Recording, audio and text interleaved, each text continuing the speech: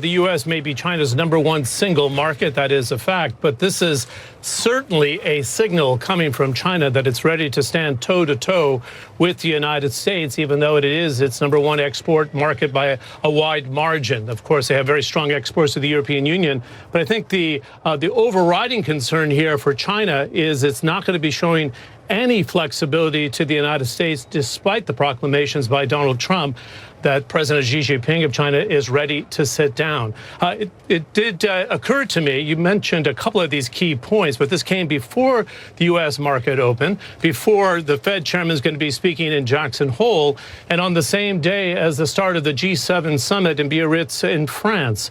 This is clearly a message that China wants to send here, and it also followed the same structure on the toe-to-toe analogy that I'm talking about here. It is going to phase in the tariffs, some in September and some in December, like they did to Donald Trump, and very sensitive sectors as well. Again, another message. Autos and auto parts, a range of other products covering $75 billion. Also, oil and gas products. This is a new market for the U.S. going forward, and this is a very politically sensitive issue for Donald Trump, as you know, Paula, but in the farm goods that you singled out, because this is very important to the re-election of Donald Trump in 2020. So if anybody had any doubts that China was willing to back down, show some flexibility, the message here across many, many fronts, the symbolism is extremely strong from Beijing. The US-China trade war ratcheted up yet again on Friday, with Beijing unveiling a new round of retaliatory tariffs on about $75 billion worth of U.S. goods. China will place additional tariffs of 5% or 10% on U.S. imports starting on September 1, according to a statement posted by China's finance ministry. The ministry also announced plans to resume tariffs on U.S. imports of automobiles and automobile parts. The tariffs would be 25% for vehicles or 5% on parts, and would take effect on December 15. The new tariffs will target 5,078 products, including soybeans, coffee, whiskey, seafood and crude oil. Last week, China said it would take countermeasures after the United States announced it would impose 10% tariffs on Chinese imports worth $300 billion. The United States postponed the implementation of about half of those tariffs, which will cover several categories of Chinese-made consumer goods, until December. They had been due to take effect in September. U.S. President Donald Trump responded swiftly, saying Friday afternoon he was increasing rates on existing tariffs on Chinese goods. The $250 billion of goods and products from China currently being taxed at 25% will be taxed at 30%, Trump said on Twitter. The remaining $300 billion of goods and products that was to be taxed at 10% will now be taxed at 15%, Trump wrote.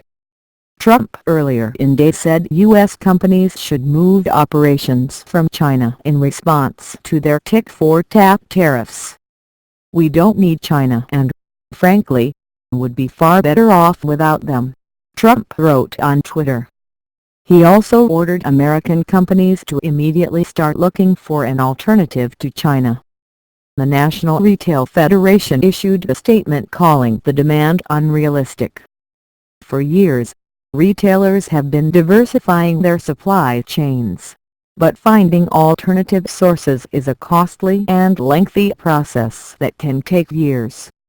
It is unrealistic for American retailers to move out of the world's second-largest economy, the group said.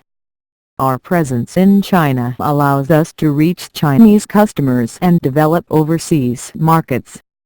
This, in turn, allows us to grow and expand opportunities for American workers, businesses and consumers. The American Farm Bureau Federation said the tariff announcement signals more trouble for American agriculture. We know continued retaliation only adds to the difficulties farm and ranch families are facing and takes the situation in the exact wrong direction, the statement said. U.S. markets, which had struggled for direction earlier in the day, dropped on Trump's comments. The Dow closed down about 600 points. The U.S. Trade Representative's office did not immediately comment on China's tariffs announcement.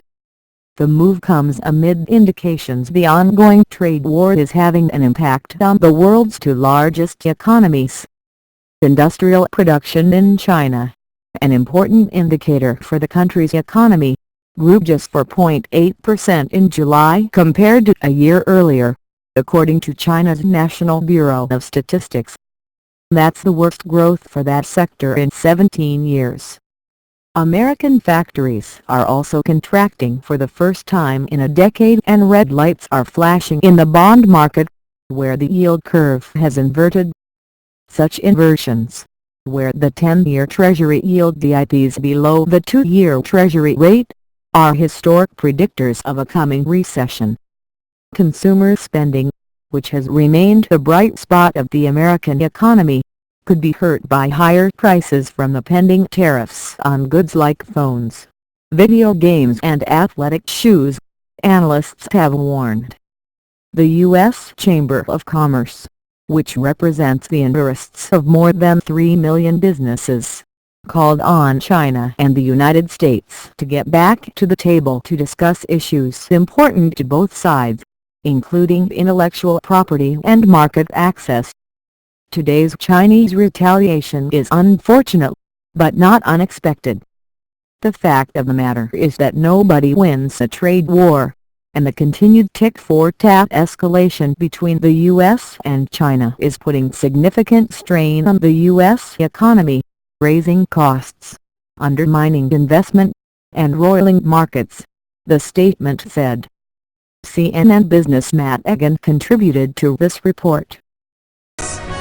That leaves the big question: who would win in a U.S.-China trade war? The Chinese say they're ready for any potential protectionist actions and that their economy would remain strong.